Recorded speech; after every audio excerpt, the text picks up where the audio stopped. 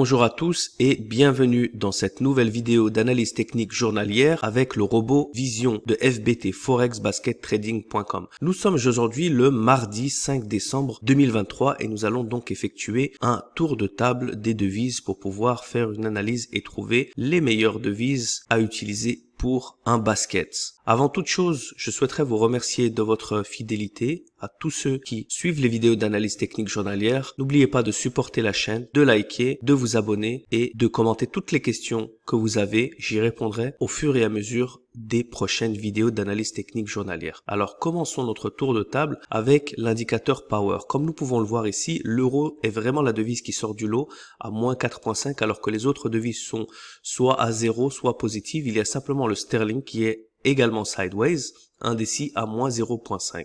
Donc l'euro potentiellement va pouvoir continuer en mode weak across the board, faible contre tous, d'autant que nous sommes simplement mardi et qu'il reste encore plusieurs jours dans cette semaine à venir. Alors, comme on peut le voir maintenant dans l'indicateur Matrix, l'euro est resté faible pendant un bon moment. Il est même descendu encore plus faible que là où il est en ce moment. Il était descendu à moins 5,5, moins 6 même. Et puis il est remonté, mais il n'a pas croisé la barre des zéros. Il reste en faiblesse. Il redescend à ce moment-là. Il est en moins 4,5. Cette confirmation-là est très importante qui nous montre qu'il reste encore de la marge à cette tendance. Nous allons maintenant faire un tour de la devise euro. L'euro AUD, voilà pourquoi il est important de faire attention lorsque l'une des devises est à 0 et que nous ne dessinions pas les tendances. L'australienne est vraiment sideways, est indécis. L'euro est faible. Par contre, l'australienne est en train de s'affaiblir et nous a fait un gros retracement ici. Donc, le fait de garder les indicateurs visuels de tendance, de log, de GMT7 en dehors des graphiques lorsque l'une des devises est à 0 nous permettent d'éviter ce genre de scénario.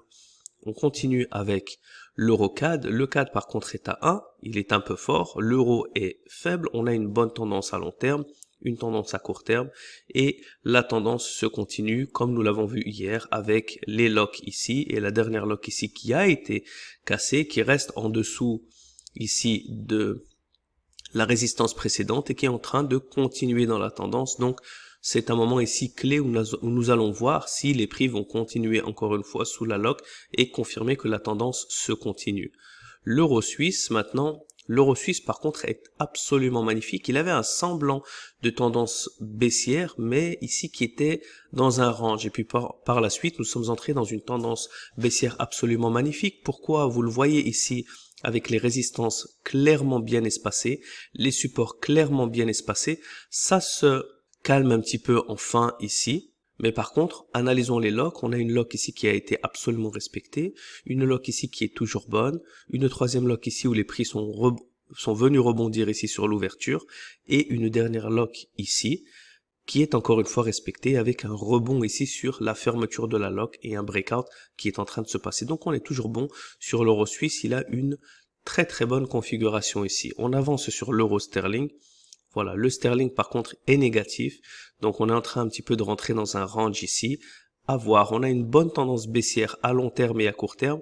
Malheureusement ici, le sterling s'affaiblit, c'est en train de se calmer. Donc autant nous avions des opportunités hier, autant aujourd'hui nous sommes en patience de voir ce qu'il va se passer avec le sterling. Si le sterling peut se renforcer un peu, s'il se raffaiblit, il faudra laisser cette paire de devises de côté. L'euro yen ici a un semblant de tendance baissier, il a déjà passé les supports précédents, donc on est toujours bon, tendance baissière. Les locks ici sont bien respectés. Cette dernière lock, on voit ici que les prix viennent clairement tester l'ouverture de la lock et sont en train d'effectuer un breakout au moment où j'effectue cette vidéo. Donc on a un euro yen dans une très bonne configuration également. L'euro New Zealand, par contre le New Zealand malheureusement est en 0, il est en train de faire un retracement. Nous allons voir en tendance long terme et court terme il est bon, on a des bons supports et résistances, mais il faut attendre une confirmation du New Zealand. S'il se renforce un peu, ce sera bon. S'il se raffaiblit, également il faudra laisser cette paire de devises de côté. Et l'euro-dollar, on l'avait vu hier, il était proche du support de cette tendance haussière. On voit ici qu'il a continué dans des plus bas, donc il est encore bon. Et la dernière nouvelle lock ici qui vient de se dessiner, les prix viennent tester l'ouverture de la lock et continuent et nous effectuons un breakout ici. C'est cette cinquième étoile qui est en train de se confirmer en ce moment. Et c'est pour cette raison que je souhaite vous montrer un point clé. C'est vraiment le moment où les breakouts sont en train de s'effectuer en corrélation dans différentes paires. Vous voyez ici que ce support est en train d'être cassé à ce moment-là. Sur l'euro New Zealand, non. Sur l'euro yen, également oui, donc ça nous fait 2 paires. Sur l'euro sterling, non, on y est proche quand même. L'euro suisse, oui. Vous voyez, à ce moment-là, ça fait 3 paires. L'euro CAD, on y est proche quand même, mais malheureusement, c'est juste un peu trop tôt. Et l'euro AUD, pas du tout. Donc, comme vous pouvez le voir, quand on a des devises ici, des paires de devises qui s'approchent d'un breakout, d'autres paires de devises qui sont en train de le faire, eh bien c'est ce qu'on appelle l'effet boule de neige. Lorsque ceux-là vont craquer, ça va entraîner les autres, ça va entraîner donc les autres à craquer également, et c'est comme ça que la paire de devises peut continuer de s'affaiblir. Et c'est pour ça que il faut savoir également trouver les meilleurs moments où analyser les marchés pour que cette corrélation soit bien marquée et que les paires de devises ici soient bien corrélées les unes aux autres. Je vais également répondre à une question qui concerne les locks. Est-ce que les locks constituent un point d'entrée? Les locks peuvent potentiellement constituer un point d'entrée. Ils sont surtout un marqueur de confirmation que la tendance veut se continuer et que nous pouvons donc prendre les prochains breakouts. Je vais vous donner un exemple là. Si vous avez par exemple à ce moment-là une lock ici qui vient de se dessiner, est-ce que ça veut dire que je dois immédiatement vendre ici? Bien sûr que non, c'est pour ça que nous effectuons un tour de table, c'est pour ça que nous regardons toutes les devises. Si nous avions un euro qui est à -2 et nous avons une belle lock, non, il ne faut pas rentrer. Mais si nous avons une très bonne corrélation avec une devise qui est forte ou qui est faible, avec un beau taux de force ou de faiblesse, potentiellement strong ou weak across the board, nous avons une bonne corrélation, des bonnes tendances, des supports et des résistances qui continuent dans la tendance, eh bien c'est toute cette confirmation en plus de la confirmation des locks. Il ne faut pas oublier que dans le système ici où je note chacune des paires de devises, j'utilise 5 étoiles, je n'en utilise pas une. Il y a la tendance long terme et court terme. Pourquoi? Parce que si la tendance long terme est complètement à l'opposé, ben nous sommes à court terme un peu en contre-tendance et donc c'est risqué. Ensuite, la deuxième étoile, ce sont les supports et les résistances. Si les supports et les résistances ne sont pas bien alignés dans une tendance et qu'ils vont un peu à l'encontre de la tendance, ben potentiellement, cette volatilité peut faire que les marchés sont indécis et qu'on peut se prendre des retracements. Ensuite, on a les locks. Si les locks arrivent, ils nous donnent une confirmation ici que les marchés veulent continuer dans la tendance. Si les locks sont complètement brisés ou que les marchés viennent rebondir sur la lock, eh bien là, ça nous montre, attention, les marchés sont également indécis. Ça permet de confirmer nos points d'entrée. Quatrièmement, vous avez également une confirmation de la GMT7.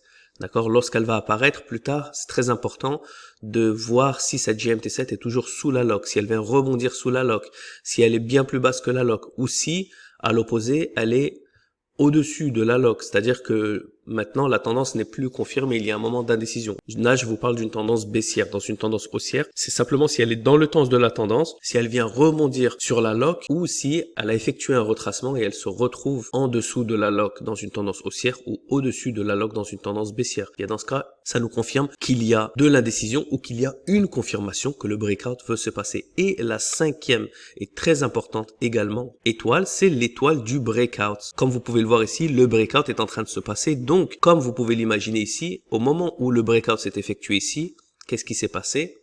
Les marchés ont eu un gros bearish momentum et sont tombés de manière très forte. Au moment où les marchés ici ont cassé le support dans une tendance baissière, qu'est-ce qui s'est passé?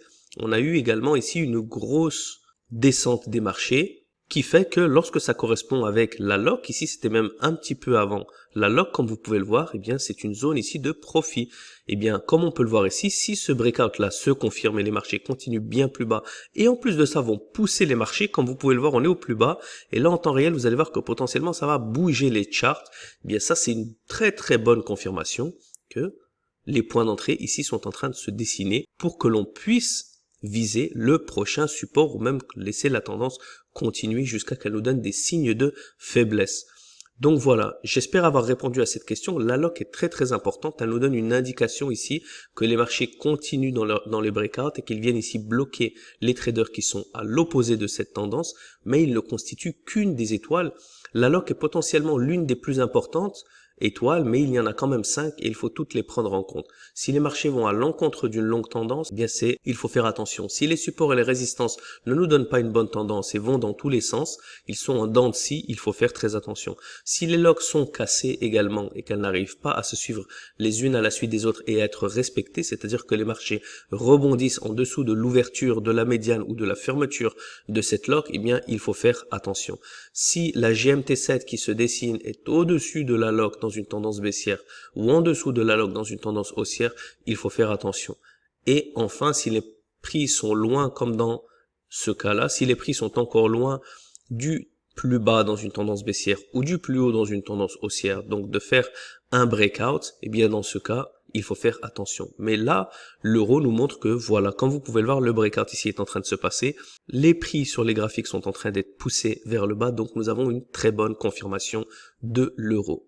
C'est tout pour aujourd'hui. Je vous retrouve dès demain pour une prochaine vidéo d'analyse technique journalière avec le robot Vision de FBT, forexbaskettrading.com. Pour ceux qui sont restés jusqu'à là, je vous remercie de votre fidélité et de votre attention et je vous retrouve à très bientôt. N'oubliez pas de liker, de commenter et de vous abonner pour supporter la chaîne. D'ici là, bon courage et bon trading à tous. Ciao, ciao.